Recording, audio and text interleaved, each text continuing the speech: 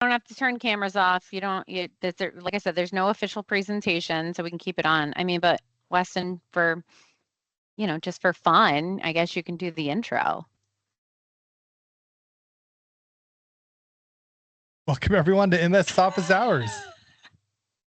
Thursday, March 27th. We please introduce our hosts.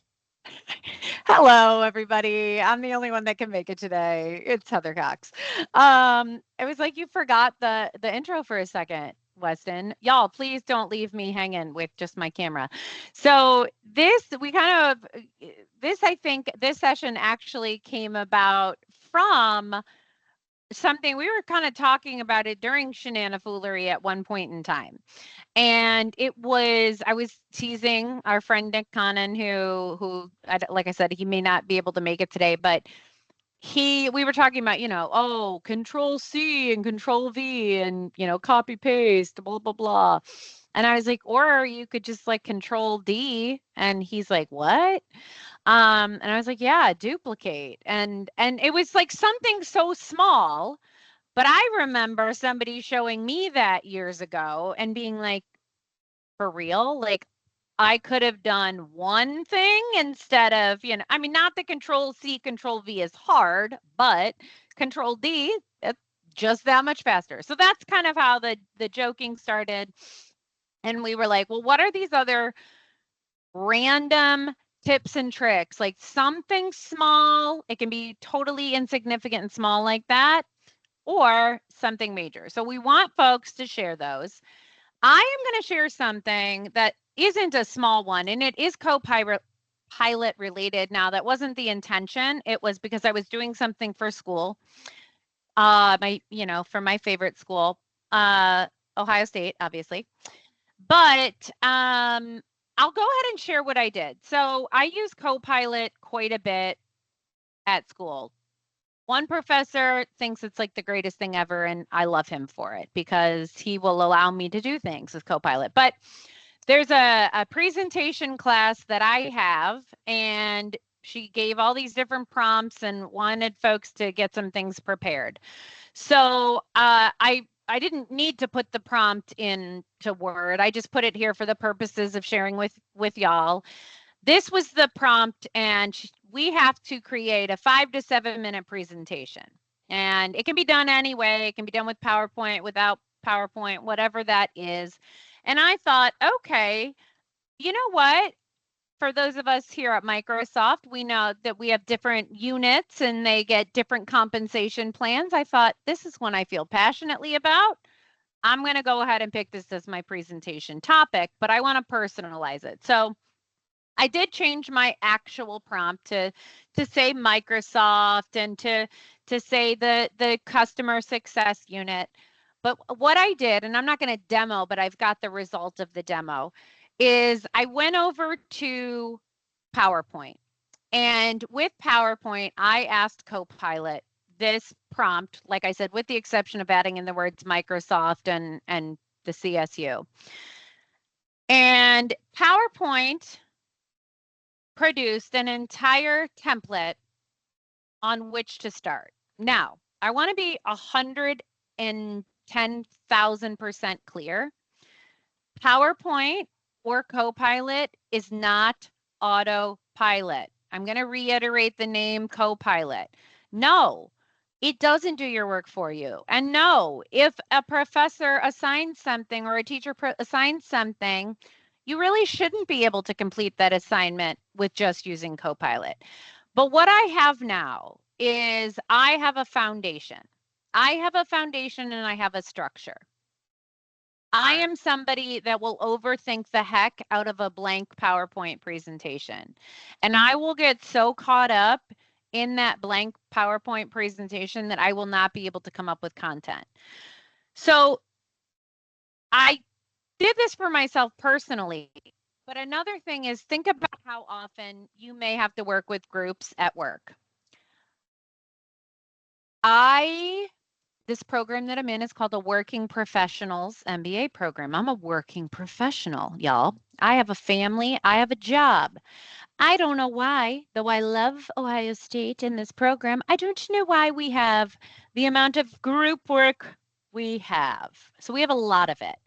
Well, I don't really love starting a PowerPoint with 8 different group members. Why? Because we are 8 different people with 8 different styles and 8 different ways of looking at something.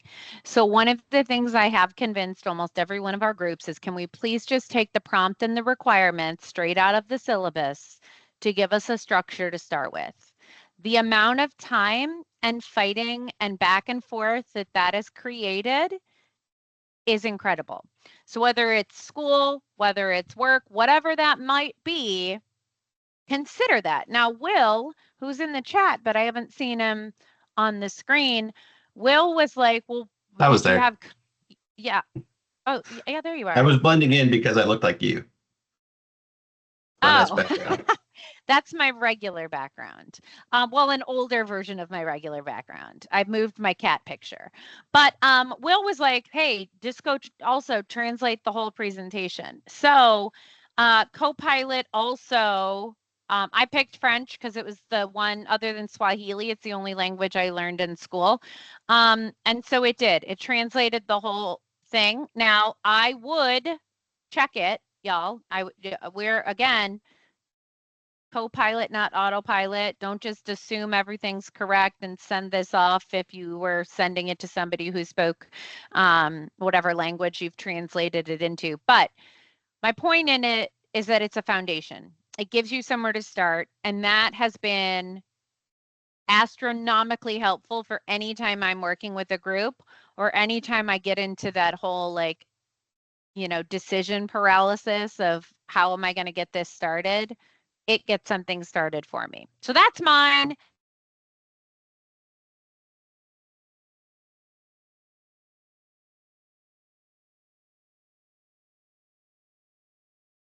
Did we lose Heather? I think we lost Heather. She froze for other people too, not just me, right? Whew. Yeah. Yeah. Yeah, that's unusual. She usually may has have good hit connection. the Glitch in the matrix. she may have hit the leave meeting versus stop sharing. That's true. We've all done that. How many times have we We've all all done that, done that. right? Yeah. Yes, we've all done it. This is partially because I'm Never. really coordinated. So yeah. Nope. Well, that's why I put my tip in the chat, which was Control-Shift-T, because I saw I occasionally throw away the browser, and I was like, oh damn, I had just gotten to the right page, and that'll get it back. Oh, Control-Shift-T it's fantastic. You guys know Control-W to close a tab too? If you want to get out of a Teams meeting really quickly, Control-W, if you have a Teams meeting window selected, will close your Teams meeting and you'll leave the meeting too. Ask me how I found that out. Oops. Okay. One neat trick is I was attending an AI conference and they were giving an example of how ChatGPT and all these other services don't get the answers correct. Obviously, we need to always confirm the outputs that they have. But a simple one, which I was thrown off, just asking one of these services how many R's are in the word strawberry, and it would get it wrong. And I said, no, Copilot won't get it wrong. There's no way. So I went to Copilot and asked, how many R's are in strawberry? And it would be very persistent and said, there's 2. And I would say to Copilot, you're wrong, there are 3. And Copilot says, no, there are only 2. And I would throw in another word with multiple letters, and it would get it wrong again. And I would have to tell it, there's where in the position of the word are the letters located. And then Copilot replies back with, oh, I understand now. And then I give it another word and it finally picked it up. So my tip is after all that conversation back and forth, I asked Copilot, what should my prompt be originally to get to the correct answer? Right. And then it gave me a response and saying, okay, yeah, if you wanted to get to this point quicker, here's what your original prompt should have stated. I was like, that is such a neat trick. It's just to ask Copilot what's a better prompt. Yeah, I agree. That's probably one of the best ones. Copilot told me there were too many options and it's too large to handle. But here are a few. And it gave me like 4 or 5 of how many words can you make out of the word strawberry? Oh, uh-huh. A Interesting. lot. Yeah. Hey Heather, Nick Cannon's here. You can use your Cheers joke now. Oh, no, I'll leave him alone. It's okay. I'll tease him another time. The funniest part of the freezing was that I was still moving on my end and everybody was frozen. It was like frozen Oh, in time. It was interesting. bizarre. Yeah, it was like the whole world stopped except for me and I was moving. So what else? What do we have? What else do we have? I have a quick question. I just Yeah. want to go back to something we were discussing earlier about having sensitivity labels available for Teams meetings. I don't have that set up. I've got sensitivity labels for other things. Is that a gap? What was the purpose there where I would be benefiting if I applied sensitivity labels to Teams meetings? If I understand the reason, I'm sure I'll be more motivated to do it. So I can speak to that real Go quick. for it. So one of the neat things that you can do, and it's something that's rolling out, there's another feature coming out too, but basically you can restrict what can be done with meeting artifacts with a sensitivity label too. So for example, if you're sharing content in chat in a meeting or something like that, right? You could potentially prevent forwarding of a link from a chat message in a meeting, or copy and paste out of a meeting chat into something else and some things like that. So if you want to have like some more restrictive, sensitive meetings where you want to protect the even better, gosh, put a higher level protection on the content to prevent those artifacts from escaping it. That's where you'd look at labeling those meetings from that perspective too. That's kind of just a quick little tidbit into that. I can definitely get you some more information on that as well. Oh, sure. I'll put my email address, if you need it, Nick, into the chat.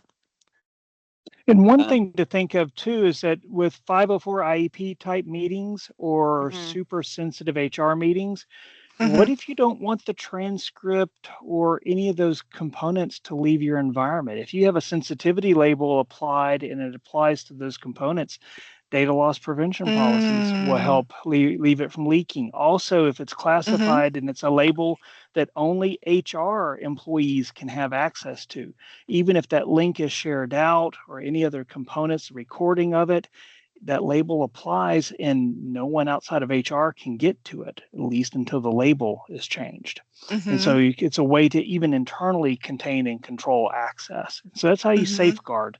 Again, it's a crawl, walk, run approach into it. I wouldn't just slap a label on across the board, but definitely something to try out and get a feel for it. Publish a label just for IT or just your audience.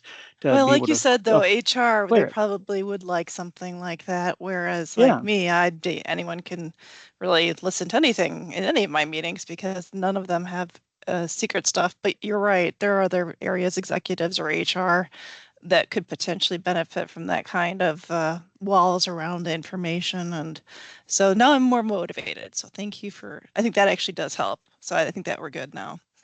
Yeah. Now, I dropped a note in there, folks, a good tip. And if you didn't know this, you do have to kind of sing along. I am not going to scare everyone off the call by me singing it. But the little silhouette of a man in any of the admin centers, upper right corner, if you hover over it, you see a silhouette with a chat box. You hover over it, says feedback. That will open up a feedback side pane. Whatever you submit in there goes back to that product group over that interface. So you're in the Defender portal, you send feedback, it goes back to the security admin center owners. And you say, hey, I was just on a call with a customer a little while ago. We were looking at a quarantine file. Why do I have to bounce around screens to get this resubmitted for analysis or to get more details? Why is it not straightforward? That's great feedback. Send that to them. It does not get filtered. It does not pass through support folks. There's no DCR change. It goes straight to that product group, and they do read this every single day or week. They are required to. So admins submitting feedback are a big deal. You will steer where these admin centers go. You have questions on admin centers, we can always discuss the interfaces. There are reasons to the madness of why things split out, but I definitely encourage sending feedback. Thank you, James. Sorry, I always like reading the chat here, y'all. I'm loving the shortcuts. So I did not know the Control M, if you're in OneNote, it's going to open a second instance, and I do that. I need to do that all the time. No, we did not share that one, Nick. Go ahead and share that one. Oh my gosh. Okay. I'm not on my computer right now, so I can't be super excited about it, but I find a way to incorporate this into every single delivery that I do because I was a sysadmin once, and I don't know if you guys noticed Microsoft moved things around the portals and the blades maybe once every 5 years. It's not very frequent, right? Who am I kidding? CMD.ms can be your best friend for short form. Think of it as the Microsoft command line. So I'm going to go to the Entra portal. en.cmd.ms in my web browser is going to take me straight to the Entra admin portal. I want to go work on conditional access policies, and I'm using the new Entra portal, not the Azure portal. So I got to go find identity protection, conditional access, and click through into that. Or enca.cmd.ms, Entra conditional access, takes me straight to the conditional access portal. So if you guys haven't ever checked this out yet, I've probably just ruined any future delivery with any of y'all because now you've got the secret of cmd.ms. There's even a browser extension that'll autocomplete navigation to portals you can look at too from an admin side. So as someone who knows that we move things around enough, the cmd.ms shortcuts link from navigating around all of the various blades in the Microsoft portals has been something I use on a nearly everyday thing. And I don't think I say portal.azure.com or portal.office.com anymore. It's en.cmd or other things like that, just because it's a lot easier for me to keep in my head. Okay, just by the way, Copilot's preparing stuff for us right now on the shortcuts that have been shared in the chat so far. So I'll drop that. Will's tip. I'm sorry, Heather. Will's tip. Yeah, he asked me, he says, am I allowed to share this? And I said, you are. Will, would you like to share your tip? My PowerPoint Live? Yeah, just tell them. Obviously, I will not tell them. I will show them. Oh, wait, I got to make you a presenter. Oh, I'm not a presenter. I will not share it with you. Yes, you can. Give me 1 second. I already there's only 2 slides in the whole presentation. I already put them in the chat. So look at those. But PowerPoint Live, unless you're doing a town hall or something with more than 1,000 people in it, use PowerPoint Live. It makes it so all the links, hyperlinks in your deck are clickable. They don't have to send out the deck afterwards. If you stop sharing and resharing, it will resume right back where you were. People could do live translation of your slides, do high contrast for accessibility. There's so many options built into PowerPoint Live, and most people don't even know it exists. So top right corner of PowerPoint, click on Present in Teams, and it shows up. The other nice thing is, like, if you have speaker notes, they show up on the screen in Teams. You don't have to like have your whole window being taken up by PowerPoint anymore. Yeah, so I think that's one of the things that, you know, that frustrates me about, like, I have multiple screens, and if I don't use PowerPoint Live, it wants to do like the screen here and the screen here, and then you can't see things, and it is beyond frustrating. We joke regularly on our team, like internally, we love Microsoft, but y'all, the number of people who don't use PowerPoint Live, then if we had, you know, $1 for every time somebody said next slide, please, or if we were playing an actual drinking game, we wouldn't survive. And it's so painful, and it ruins the flow. You know, next slide, please, next slide, please. And then also, you know, one of the things, and this is an accessibility tip that you can choose to look at it 2 different ways. depending upon the audience and depending upon the presentation, is allowing them to move forward in the presentation on their own or keeping them in track with you. So again, depending on the presentation, like maybe in an education space, if I was presenting as a teacher, I probably would keep it so that you could go forward on your own, because that way, if you're struggling with the concept, you could go back, you could look forward, you could preview. If you have anxiety and you know that what's coming up and you wanted to go and look and see. So that's an option. If you need to keep people with you, maybe little kids, like maybe a younger grade, and you want to keep them on track with you, you might not allow them to have that option. But it's another thing to think about, and it is like the live links, like people who use links and then they're like, oh, the link's on the slide, but they're not using PowerPoint Live. And you're like, that's super awesome that the link is on the slide. I will continue to stare at it because I can't click on it and do anything. But with PowerPoint Live, the links are live.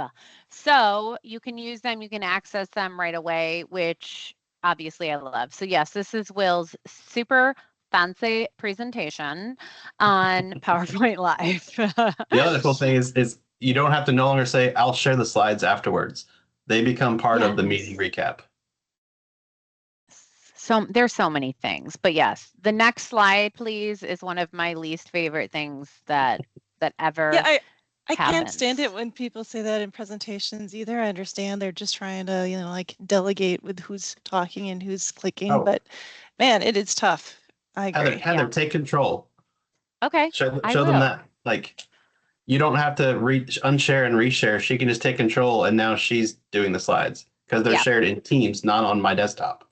So anyway. Now I have control and I can do whatever it is I feel like doing with them. But what I am going to do with them is I am going to stop sharing because I just looked at the time and we are 2 minutes over. And thank you to folks for sharing the tips. Hope you got the list of those. I did not know those keyboard shortcuts. That was probably like the most valuable piece I think I got out of this was those quick shortcuts. But oh yeah, it is, Greg. It's an after hours party here on Heather, before you were here, we used to have after hours. Oh, it was a thing. And I am a fan of that thing, being in the Central Standard Time Zone. Do you know why I don't do after hours? Because I end the meeting, because what drives Heather batty are the people. I don't mind if you've walked away. If this meeting no longer served your purpose and you walked away, cool. But don't stay in the meeting where the little camera won't leave. I hate it. So I will kick next week's people topic out. is Heather's pet peeves. Yeah. Who would do that to you, Heather? Everyone share your pet peeves. Nick Conant, poor Nick. I put a tips meeting and a pet peeves meeting. There you go. I really could have scared the ever loving whatever out of Nick Conant the other day, because he stayed in our team meeting and I'm like, why won't it go away? So I didn't turn my camera on. I didn't have my sound on, but I went on the meeting and I hit end meeting. But I get on and there's Nick just sitting there doing some work all by himself. I could have really messed with him, but you did, because I heard the Teams meeting window close and I was in a Teams meeting. Good thing it was just us. So you know what? No need to worry about it. But thank you all for joining. I will kick you out so that I don't have to look at the little icon. Y'all are wonderful. We'll see you next week.